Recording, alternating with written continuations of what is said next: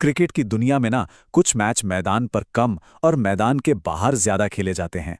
आज हम ऐसे ही एक ताज़ा तरीन और सच कहूं तो सबसे नाटकीय ड्रामे को समझने जा रहे हैं। ये कहानी है पाकिस्तान के उस यू टर्न की जिसमें उन्होंने भारत के खिलाफ टी20 विश्व कप मैच का बहिष्कार करने के अपने ही फैसले को पलट दिया। चलिए इस पूरी कहानी की तह तक चलते हैं। अच्छा, इस पूरे मामले को समझाने के लिए ना एक हिंदी कहावत है जो बिल्कुल फिट बैठती है। थूक के चाटना। यही वो एक लाइन है जो इस पूरे घटनाक्रम का सार बता देती है। इसका मतलब क्या होता है? मतलब ये कि पहले आप कोई बड़ी बड़ी बातें करें, खूब दम भरें कि हम ये करेंगे, हम वो करेंगे, और फिर शर्मिंदा होकर अपनी ही बात से पलट जाएं। और यहाँ तर्क यही है कि पाकिस्तान ने ठीक यही किया है, एक शर्मनाक यू टर्न। तो ये कहानी शुरू होती है 1 फरवरी से, जब एक जोरदार बड़ा सख्त बयान सामने आता है। पाकिस्तान की सरकार, उनके प्रधानमंत्री सबने मिलकर ऐलान कर दिया कि भाई कुछ भी हो जाए हम इंडिया से नहीं खेलेंगे। इसे नौटंकी की पराकाष्ठा से कम कुछ नहीं कहा जा सकता। लेकिन यहाँ एक मजेदार बात है, ये कोई पहली बार नहीं हुआ है। असल में अगर हम थोड़ा पीछे देखें तो ये एक पूरा का पूरा पैटर्न बन चुका है। और जब हम इसके इतिहास पर नजर डालते हैं तो तस्वीर और भी साफ हो जाती है। ये देखिए एक साइकिल सी बन गई है। एशिया कप 2023 में भी यही धमकी, फिर वर्ल्ड कप 2023 में भी, और अब टी20 वर्ल्ड कप। हर बड़े टूर्नामेंट से पहले बहिष्कार की बातें होती हैं और फिर हर बार वही धमकियां हवा में उड़ जाती हैं। मतलब ये जो पैटर्न है ये इन बयानों की गंभीरता पर एक बड़ा सवाल खड़ा कर देता है। तो सवाल उठता है कि इस रवैये के पीछे की सोच क्या है। इसके लिए भी एक बड़ी मशहूर लाइन है, जिंदगी झंड बा फिर भी घमंड बा। मतलब हालात चाहे जैसे भी हों, तेवर कम नहीं होंगे।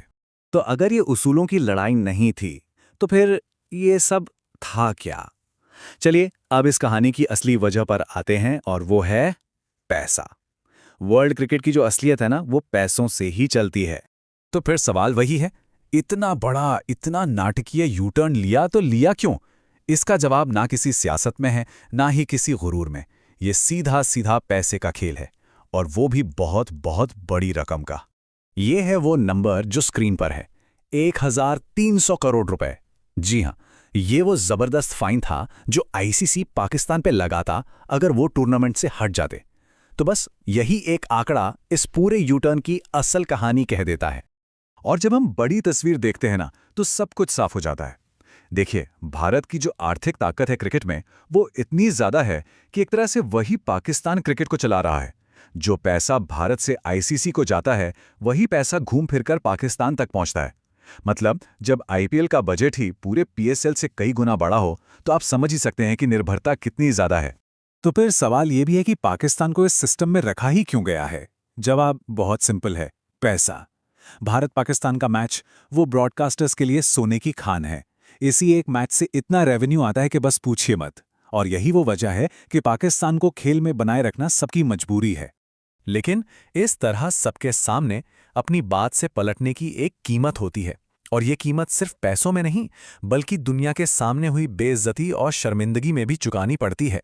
इस पूरे ड्रामे में देखिए कितने बड़े बड़े नाम शामिल थे। प्रधानमंत्री शहबाज शरीफ से लेकर आर्मी चीफ आसिम मुनीर तक।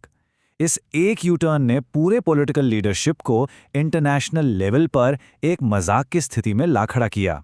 और बेचारे खिलाड़ी, वो तो बीच में ही फंस गए कि अब दुनिया को क्या मुंह दिखाएंगे। तो इतनी शर्मिंदगी के बदले में पाकिस्तान ने बचाया क्या? लगभग $174 मिलियन। मतलब ये कह सकते हैं कि ये बेइज्जती सहने की कीमत थी। तो अब हम आते हैं सबसे आखिरी और सबसे जरूरी बात पर कि इतने सियासी ड्रामे के बाद भी ये मैच हमेशा होते क्यों हैं? क्योंकि आखिर में बिजनेस पॉलिटिक्स से ज्यादा ताकतवर है। ब्रॉडकास्टर्स और आईसीसी के जो कमर्शियल इंटरेस्ट हैं, वो किसी भी सियासी दिखावे पर हमेशा भारी पड़ेंगे। ये जो राइवलरी है ना, ये इतनी ज्यादा प्रॉफिटेबल है कि इसे कोई खत्म होने ही नहीं दे सकता। तो ठीक है, सारा ड्रामा खत्म, सियासत और पैसों का हिसाब किताब भी हो गया। अब बचा क्या? अब बात होगी सिर्फ खेल की। और जब बात खेल की आती है तो एक ही सवाल है जो असल में मायने रखता है, और वो सवाल है, भारत कैसे जीतेगा? ये आखिरी सवाल सारी बहस को वापस क्रिकेट के मैदान पर ले आता है। अब देखना यह है कि असल में मैच में क्या होता है।